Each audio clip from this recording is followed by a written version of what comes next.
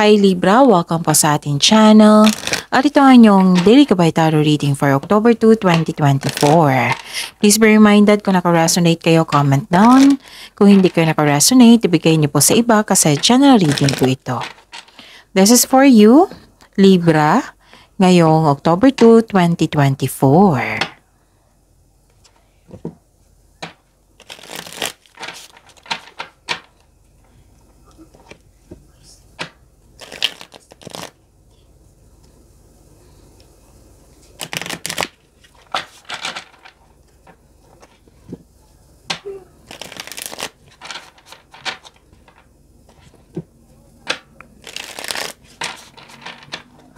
Para po ito sa inyo, Libra, ngayong October 2, 2024. Maraming salamat po sa inyong patuloy na suporta at maraming salamat din po sa mga hindi nag-skip ng ads. Gamitin ang reading na ito bilang gabay lamang sa mga hindi pa nag-subscribe, subscribe na po kayo at click bell notification para malaman nyo na may bago tayong video. Para sa mga gusto magpa-reading po, may lumabas dyan sa screen nyo ngayon. Panoorin nyo po at sundin ang instruction. Calling the attention sa mga suki ko dito na Libra. Open na po inyong Monte Gabay Tarot Reading for October 2024. May 6 months from now reading tayo at love life reading po. So message me Libra for schedule. Maraming salamat po. Spirits Guide, maganap po ngayong October 2, 2024 para po kay Libra. I need 3 cards po.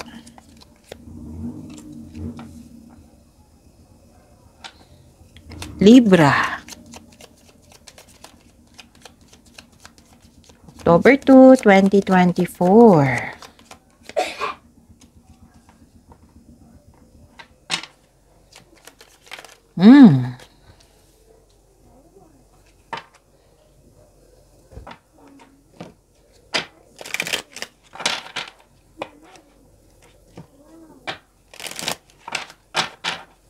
Spirits Guide, message po para kay Libra ngayong October 2, 2024. I need 2 cards po.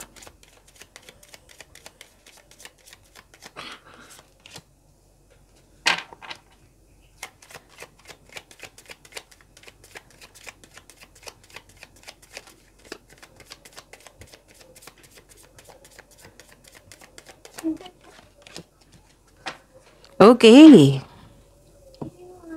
Libra, ngayong October 2, 2024, wow, ang ganda. Kasi may ma-receive kayong good news. Tapos may sabi din dito, be ready kasi may change for the better po. Nakikita ko rin dito na parang lilipat ka sa malayong lugar or nag-decide ka ng mag-move forward. Pwedeng literal na relocation kayo or yung bibigyan mo na ng aksyon yung matagal mo ng plano or desisyon. Yan. Nakikita ko dito.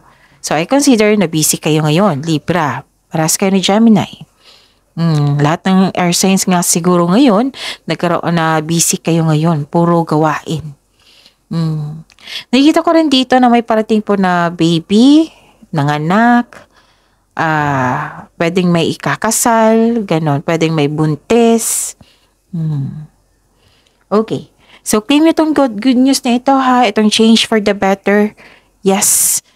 Okay. And nakita ko, hindi lang good news. Ang ganda. This is good luck and good karma. This is success. Yes. Positive opportunities. Nakikita ko dito. Things going your way. Recognition, andito rin. And you are very happy. Okay? So, may reminder ang card nyo po dito. I think lumabas to sa October 1 nyo. So, napanood nyo na ba yung October 1 nyo? So, panoorin nyo. I think this is a repeating message.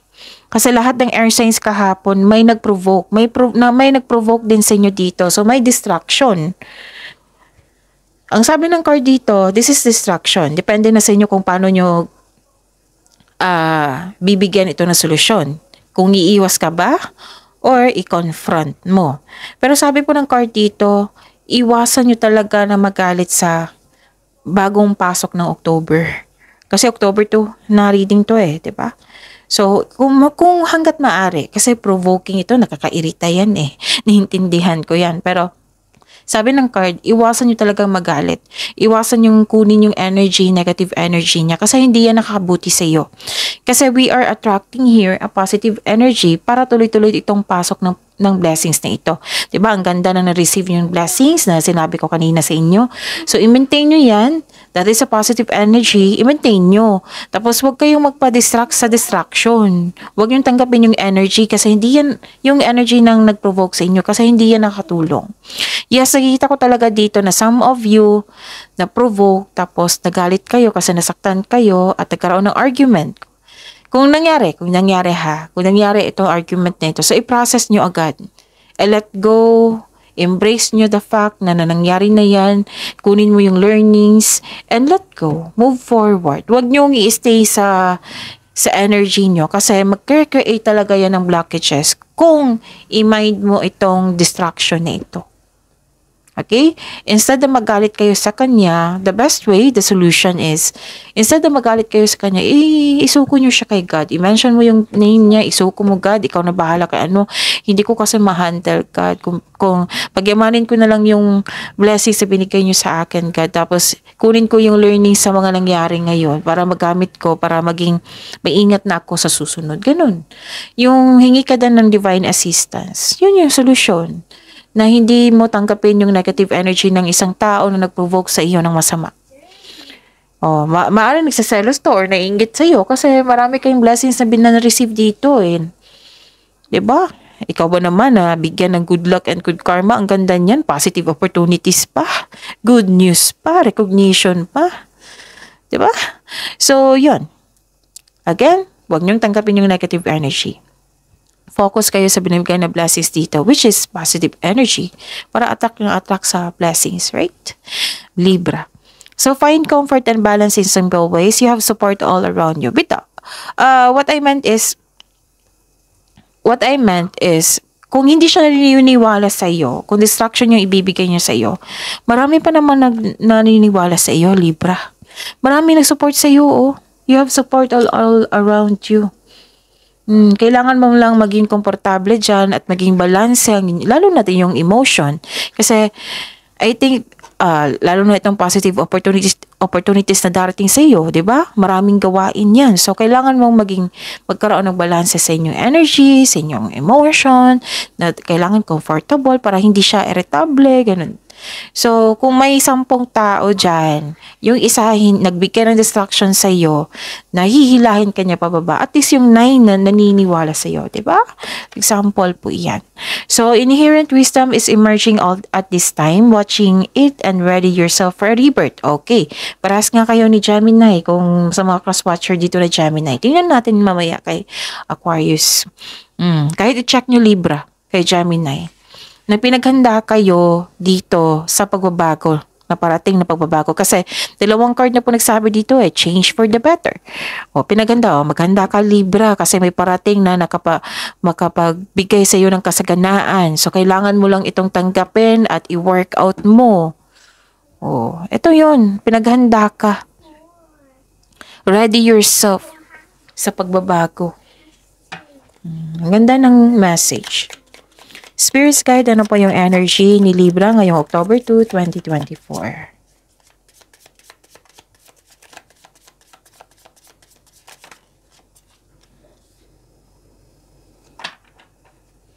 And the clarification of this card po.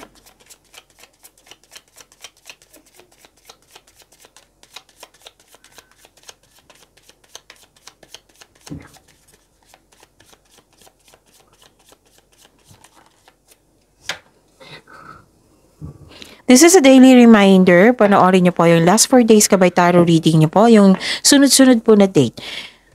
Kailangan kong i-remind ito ulit para fair din sa mga bagong subscriber natin Libra. Para alam din nila yung gagawin nila. Para hindi din kayo hindi niyo makalimutan. Para hindi kayo malito. Para hindi kayo maguluhan. Panoorin niyo po yung last 4 days kabay tarot reading niyo po. Like for example, napanood nyo ito ngayong October 2, 2024. Panoorin nyo po yung October 1, September 30, 29, 28, 27. Kung may nakita kayo or narinig kayong repeating message, kailangan nyo po iyan bigyan ng atensyon. Kung maaari po, bigyan nyo po ng solusyon at aksyon. Again, calling the attention sa mga suki ko dito na Libra, open na po inyong Madikabay Tarot reading for October 2024. May 6 months from now reading tayo at love life reading po. So message me Libra for schedule. Maraming salamat po. Okay, ano ang energy ni Libra? Tingnan natin. Parang madalim na no kasi umuulan sa labas. So mag-lights on muna ako. Saglit lang po. Okay. Klaro na. Okay. Wow. This is growth and patience. Yung nakita ko dito yung pasensya mo, yung time and effort mo, nabigay ka ng pasensya. Ito na yun, harvesting. Nag-harvest na po kayo. Nakita ko sa inyo dito, some of you nagpaplano, and naisip pa alam sa inyo ng cards nyo na malapit mo nang maabot yung goal mo sa buhay. Parating ng resulta sa inyong sipag at tiyaga, Libra. Naghihintay at malapit ka nang mag-harvest. You are very close to see the tangible results sa inyong effort. So, malapit mo nang mahawakan yung resulta sa inyong effort. So, don't give up. Stay positive and be grateful. Sabi po ng card niyo po dito. Okay?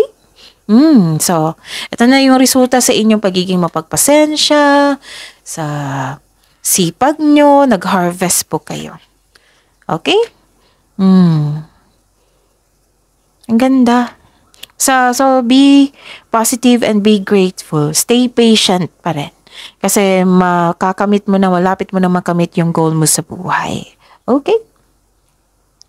Ano pa? Nakikita ko rin dito na okay, you have persistence, self-reliance, nearing completion. Dalawang card na po sabi dito na malapit mo na talagang matapos, malapit mo nang maabot, ganon. Nagkaroon din na solitude dito. Okay? Huwag po daw kayong sumuko. Dalawang card na po nagsabi dito na huwag kayong sumuko. Oras na para gawin ang huling hakbang tungo sa pagtatapos sa isang proyekto, na isang gawain, o pagtatapos na pang matagalang pagsusumikap. Yes, nakaramdam ka ng pagod dito at parang gusto mo nang sumuko, pero sabi ng card dito, move forward po daw kayo, huwag po daw kayong sumuko. Okay, move forward, tapusin ang mga nag-aantay na gawain. Maaring nagbigay ng, okay. Nakita ko kasi yung ano dito, kailangan, dalawang card na po kasi nagsabi dito. Again, dalawang card na po nagsabi dito na kailangan yung bigyan ng pasensya ang mga nangyari. Pwedeng nagkaroon ng delay, yung distraction. So, ang distraction, madidistract ka niyan, di ba? So, huwag niyong hayaan talaga na madistract kayo ng taong ito. Pero may posibleng atake siya bagamat ikaw ay handa. Kasi alam nyo na dito sa reading natin na may mag-provoke sa inyo. At least handa ka, may mag-provoke sa akin ngayon. So, magiging handa ako. Okay, magiging handa kayo tapos wala. Smile ka na lang. Kasi alam mo kung ano yung, alam mo na kung ano yung intention niya. Yung sirain yung mood mo. Yung sirain yung plano mo. Ganon. Alam mo, ang intention niya is hindi nakakabuti. So, wala. Bigay ka ng pasensya. Parang, ito yung lumabas sa aking cards ngayon. Nasabi ni Miss Job. Ganon. Smile ka na lang. Inhale, exhale, magbigay pasensya, then move forward. Dito na lang kayo mag-focus. Pagyamanin nyo yung blessings na binigay sa inyo kasi ang dami. Okay? Spirits guide, career and money po. Tumatalon, And the clarification of this card po. Career and money ni Libra, October 2, 2024.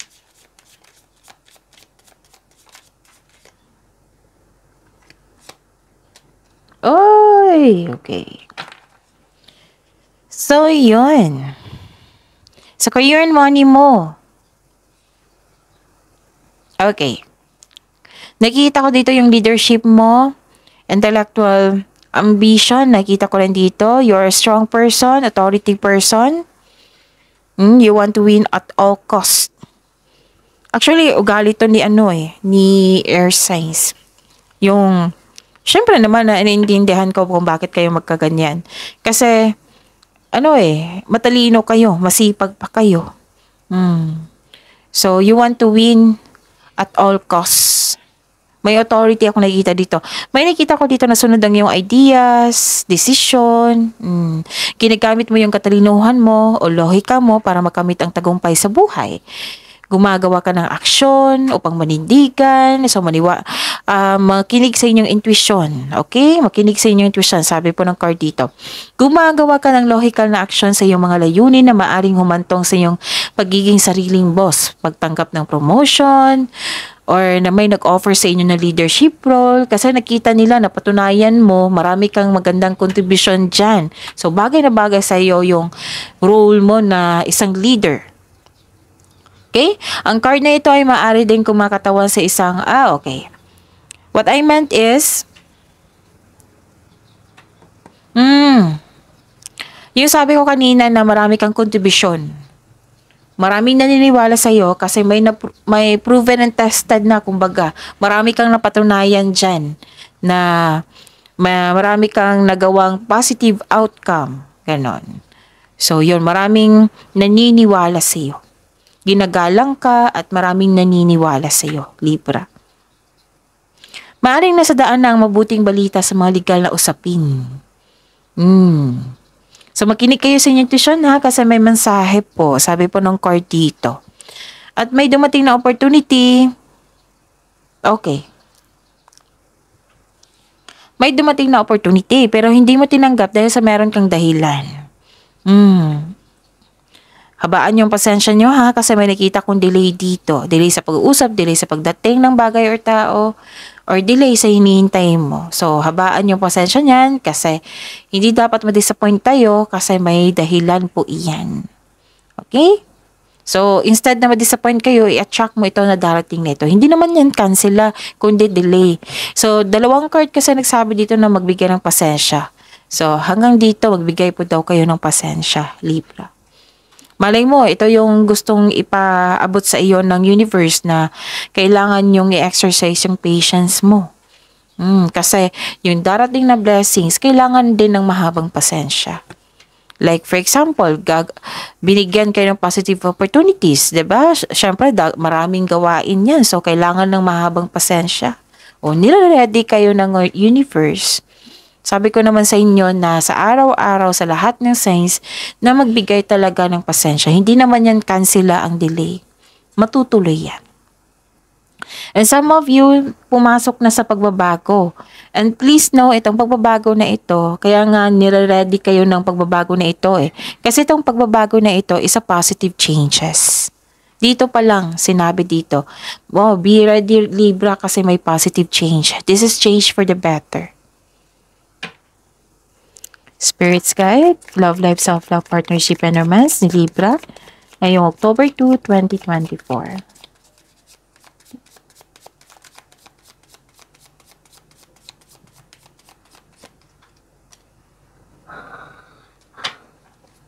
And the clarification of this card po. Oops, kunin ko tong naunang nakita nyo. Maraming salamat po sa patuloy at tiwala suporta sa ating channel at maraming salamat din po sa mga hindi nag-skip ng ads. May lumabas dyan sa screen nyo ngayon, panoorin nyo po. Kung gusto nyo po iyan, then follow instruction. So, kamusta ang love life ni Libra?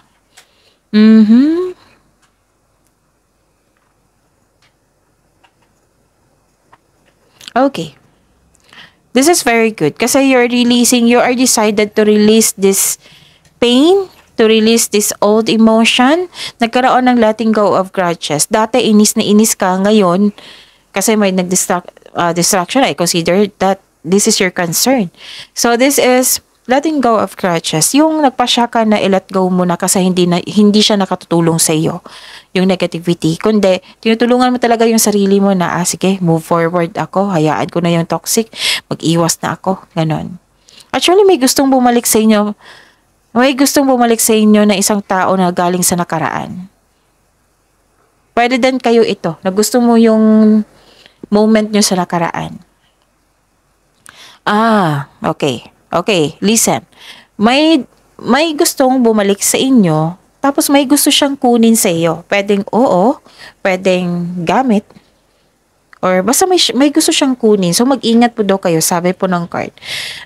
May tao kasing ayaw mag-give up. Pero, ang mangyayari, i-forgive mo itong tao na ito. Let's say na nagkaroon kayo ng trauma sa kanya. Pwede mo siyang patawarin through your mind and heart para magkaroon ng peace of mind.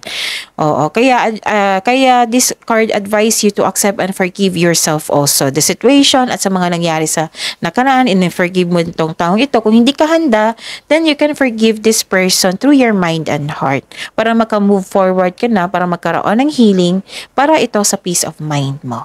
Okay? Ayun. Ano pa? Nakikita ko rin dito.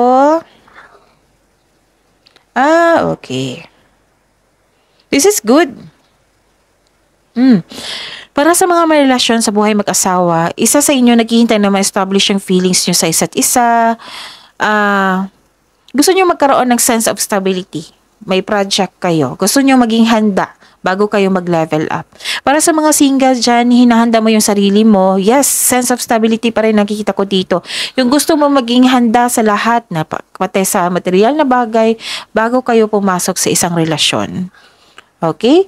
So, ang hanap mo rin din sa isang tao is may sense of stability para mas lalago pa inyong relasyon. Wow, very good. That is a personal development. Dapat nga. Okay? So, yun. Focus kayo sa binigay na maraming blessings sa inyo, Libra. Okay? Positive affirmation, ha? I am blessed, I am loved, I am successful, I am good health, I am safe, and so on. See you tomorrow, Libra. Please like, subscribe, and click bell button for notification para updated po kayo sa daily tarot reading natin. Maraming salamat po.